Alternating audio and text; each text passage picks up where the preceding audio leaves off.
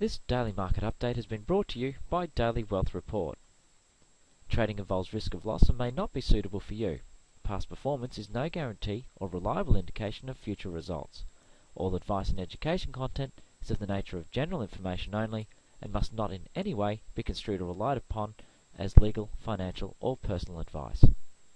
Good morning, traders and investors. It's Tuesday, the 31st of July, and we've seen the European markets rallying overnight, but the US markets lost the early gains and ended up virtually unchanged, but slightly in the negative.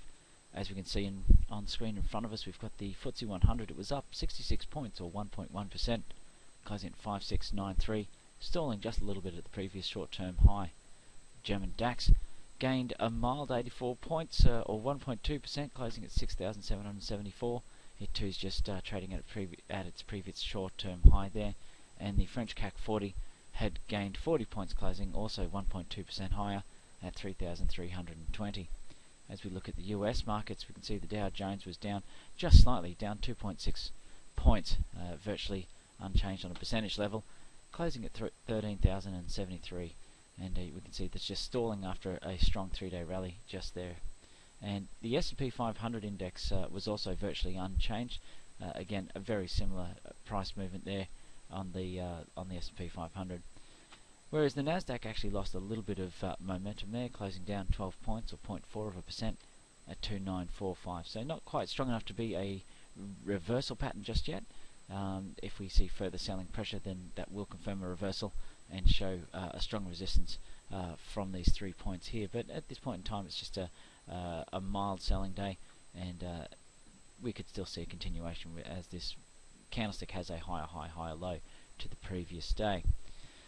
What this did for the VIX index is caused the volatility index to rise slightly. The VIX had gained $1.33, or nearly 8%, closing at 1803. It's starting to form a bit of a bottom.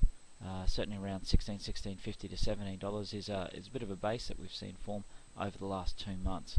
So falling markets will see the VIX rising and volatility increasing as fear comes back in the market. But unless we see further selling, then the VIX will probably remain within a range anywhere between $20 and $16. On the Australian market, the ASX 200 broke through its previous short-term high, gaining 40 points and closing at 4249. We can see a continuation of the short-term rally there, and gaining some momentum in a trend that had otherwise been in a mild sideways trading range. Now starting to find a little bit of momentum in its upward swing. So we could see, even if we have a short-term pullback, a higher low forming and continuing this up towards the 4,300 level. The SPI futures are up 6 points ahead of market open, despite the mild negativity there in the US. So we're a little bit of a quieter open today compared to yesterday, but we'll see if those buyers can continue to push forward and drive the ASX 200 higher.